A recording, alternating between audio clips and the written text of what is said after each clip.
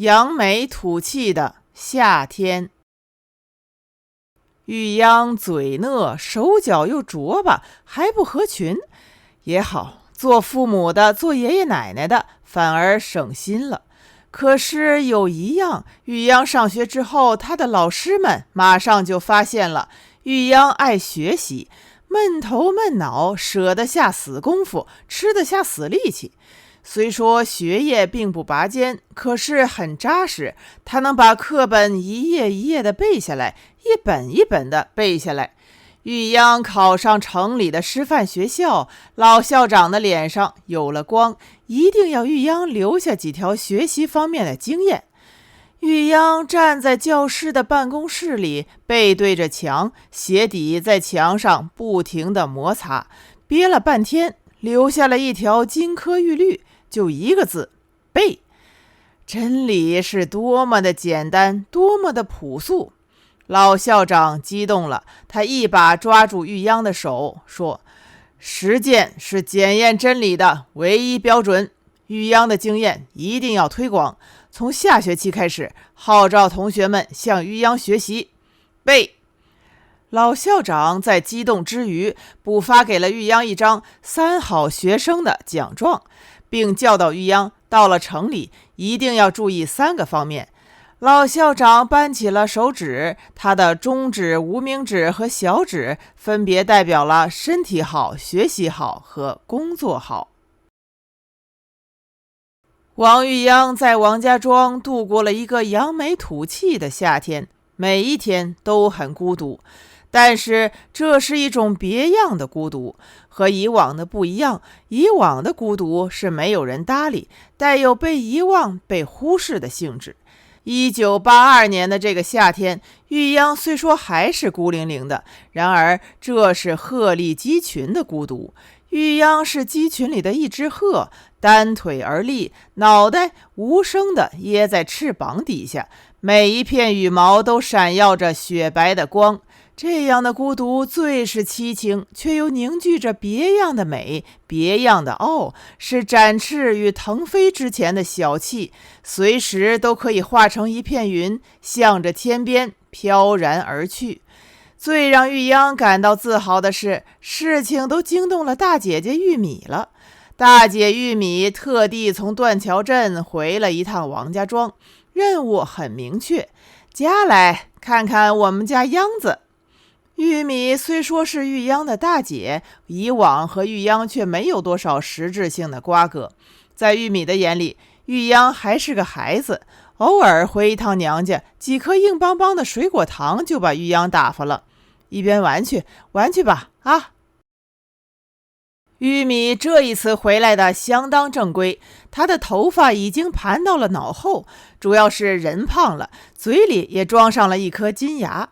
虽说只是薄薄的一层铜，发出来的到底还是金光。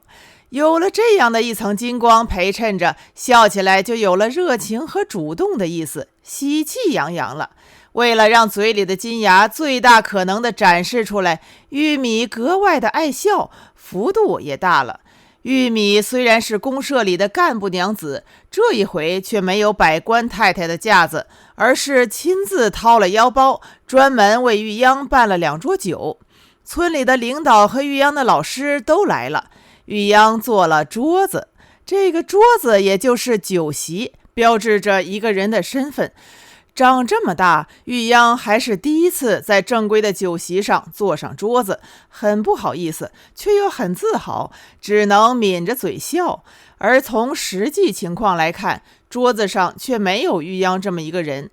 玉米在张罗，玉米在酒席上呼风唤雨，脖子一抬一杯，脖子一抬又一杯，酒量特别大，甚至有那么一点蛮横和莽撞。最后还以玉央的名义替玉央喝了。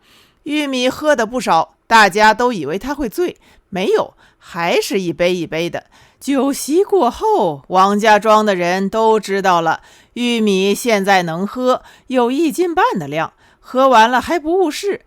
村干部陪着他打了2个小时的扑克，玉米把扑克牌甩得噼噼啪啪的，每一张都压在人家的小腰上，严丝合缝。3局扑克过后，玉米钻到了玉央的帐子里头，玉央已经睡着了。玉米推醒玉央，当着玉央的面在油灯底下数票子，票子都是5块钱的大面额，连号崭新，能劈豆腐，能抽人家的耳光，一看就知道不是扑克牌上赢来的，而是专门为玉央准备的。玉米一共数了10张，50块，另外还有25斤粮票，全国通用，相当大的一笔数目，足以惹出人命了。玉米把50块和25斤粮票递到玉央的跟前，故意弄得凶巴巴的，其实是亲，命令说：细丫头，拿着。玉央一脸的瞌睡，说：搁那儿吧。玉米说：睡糊涂了，睁开眼睛看看这是什么。玉央还是瞌睡，一点都没有受宠若惊的样子，说：还是睡吧，又把眼睛闭上了。玉米望着玉央的后脑勺，没有料到这样的局面。这个呆丫头就是这么的不领他的情，说话的腔调也变了，完全是一个城里人了，都学会4两拨千斤了。玉米没有再说什么，把50块钱和25斤全国通用粮票塞到玉央的枕头底下，吹了灯，侧在玉央的背后睡下了。究竟喝了不少的酒，一时睡不着。玉米想，还是玉央大出息了，这丫头谁都不靠，完全靠她手里的一支笔，一横一竖，一撇一捺，硬是把自己送进了城。这是很不简单的，特别的过硬，早几年想都不敢想。玉米在心里说，呆人有呆福，细丫头真是碰上好时候了，大出息了。